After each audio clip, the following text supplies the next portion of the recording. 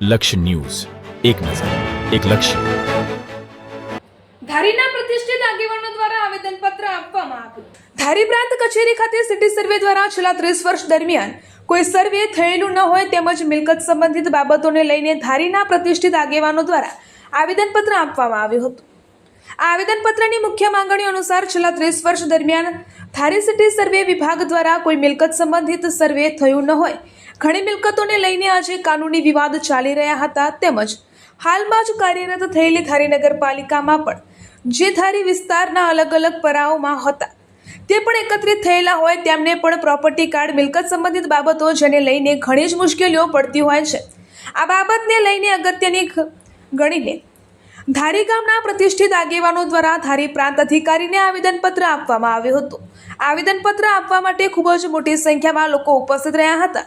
ધારી પ્રાંત અધિકારીએ જણાવ્યું હતું કે આપની માંગણી અનુસાર કાર્યવાહી માટે હું તાત્કાલિક આ બાબતે સંકલન મીટિંગમાં પણ આ મુદ્દો લેવડાવું છું અને સરકારશ્રીમાં પણ આ બાબતે યોગ્ય નિર્ણય થવા માટે મોકલી પણ આપું છું.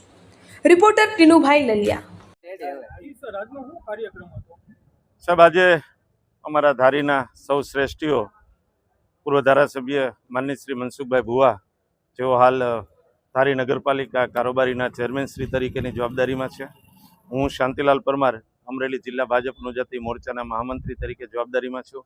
મારી સાથે નગરપાલિકાના સાથી સદસ્ય ગૌતમભાઈ દાફડા, શહેર ભાજપ અનુજાતિ મોરચાના પ્રમુખ હિંમતભાઈ ખેતરિયા, મહામંત્રી લાલજીભાઈ દાફડા સહિતની આખી ધારી નગરના સૌ શ્રેષ્ઠીઓની ટીમ મહેરબાન પ્રાંત કલેક્ટર શ્રી ધારીને રૂબરૂ મળીને આવેદનપત્ર આપ્યું છે કે ધારીનું આજથી 30 વર્ષ પહેલાં સિટી સર્વે થયેલું, પરંતુ જે તે સમયે પ્રોપર્ટી કાર્ડ ઇસ્યુ થયેલા નથી, માત્ર સિટી સર્વે કાગળ ઉપર થયેલું છે.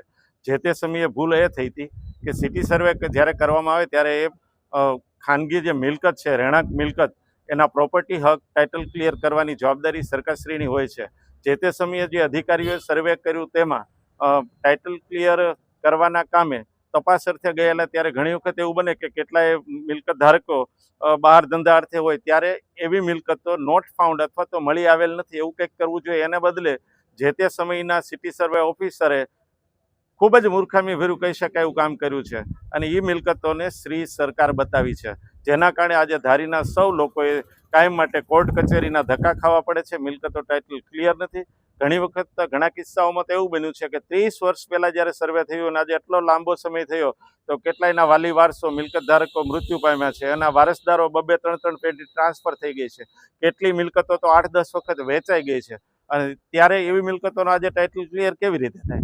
એ ઉપરાંત ધારી હમણાં નગરપાલિકા બન્યું છે ત્યારે અમારું વેકરિયાપરા, નબાપરા, લાયનપરા, પ્રેમપરા સહિતના ગામો જે છે એ પણ હવે અર્બનમાં આવે છે. અર્બનમાં આવે ત્યારે એને પણ પ્રોપર્ટી કાર્ડ મળવા જોઈએ અને એને પ્રોપર્ટી કાર્ડ મળવા માટે હજુ એનું સિટી સર્વે થવાનું બાકી છે. આ બધા કિસ્સાની રજૂઆત કરવા માટે આજે અમે બહોળી સંખ્યામાં મહેરબાન પ્રાંત કલેક્ટરશ્રીને મળ્યા છીએ.